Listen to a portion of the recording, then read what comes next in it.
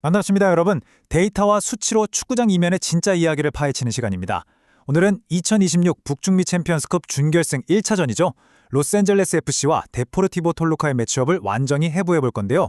흔히 떠도는 소문이나 정황 같은 건 싹 다 덜어냈습니다. 오직 유럽 축구 전술 역학과 머신러닝을 결합해서 무려 1만 번 이상의 몬테카를로 시뮬레이션을 돌려봤거든요.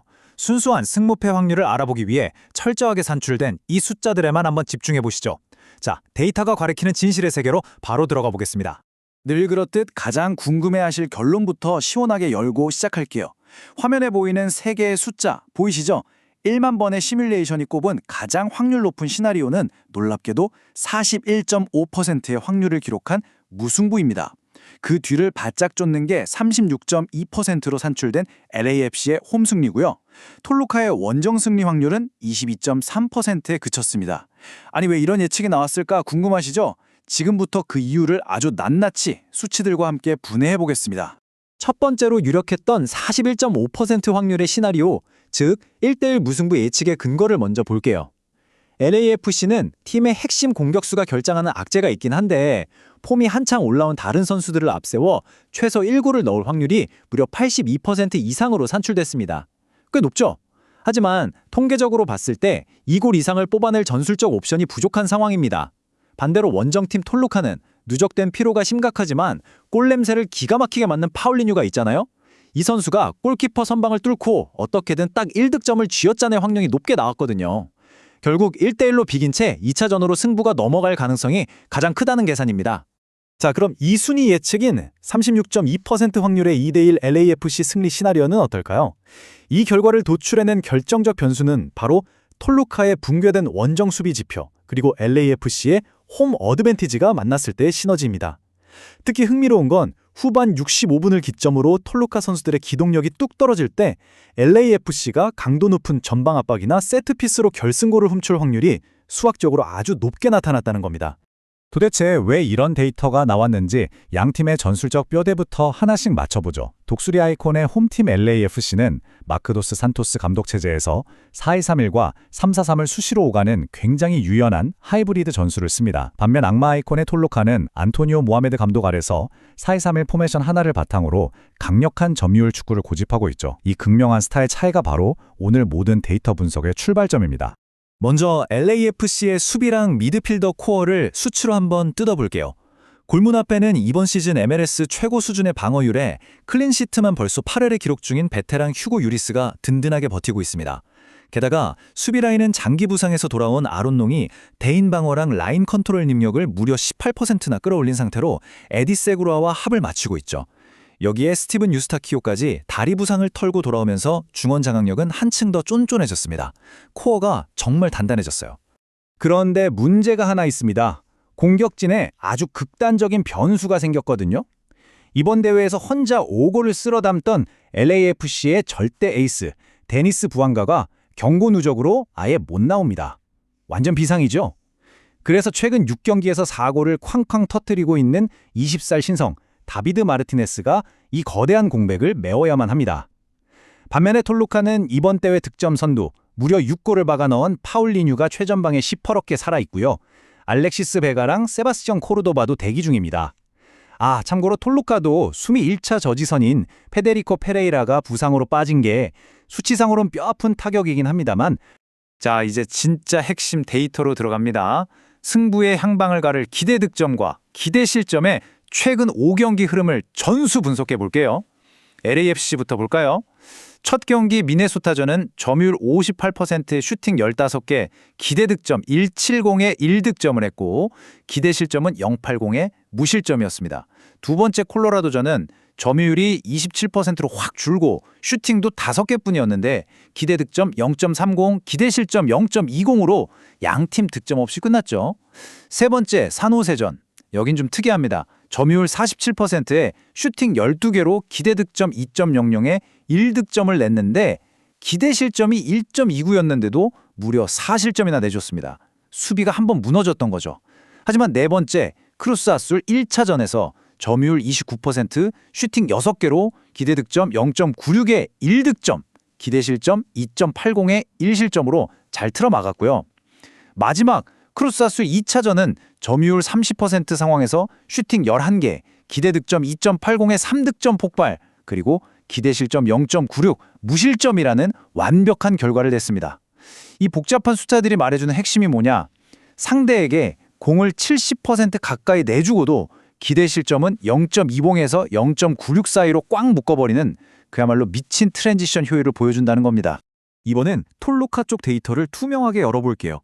첫 레온전 점유율 60%에 슈팅 14개를 때렸지만 기대 득점 0.78, 기대 실점 0.86으로 0대0 마무리.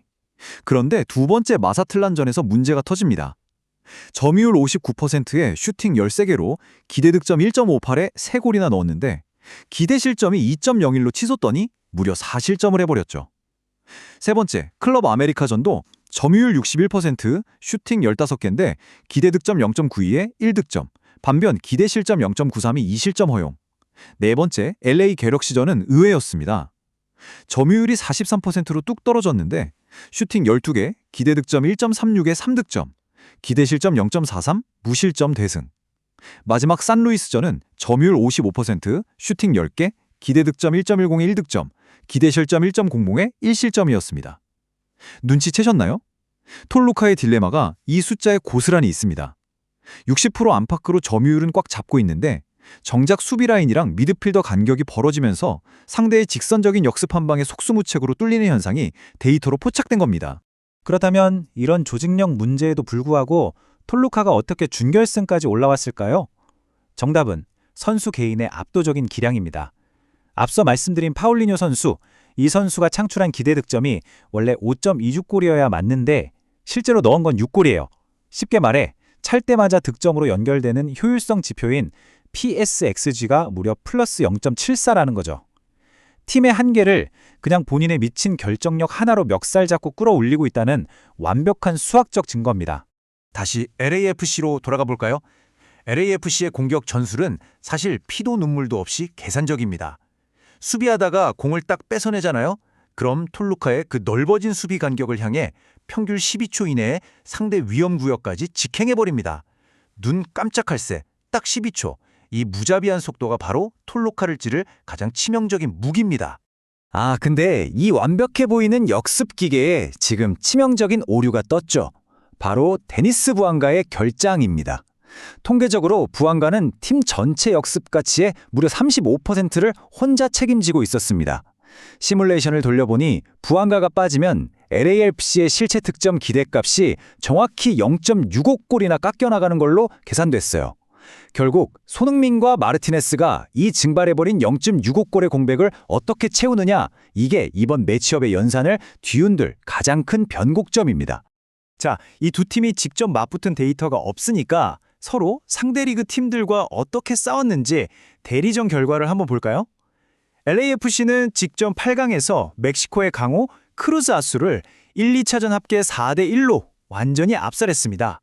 반대로 톨루카는 16강에서 MLS 소속이자 LAFC의 라이벌인 LA 갤럭시를 합계 7대2로 영혼까지 털어버렸죠. 두 팀 다 상대 리그 스타일 파해법은 이미 머릿속에 꿰뚫고 있다는 뜻입니다.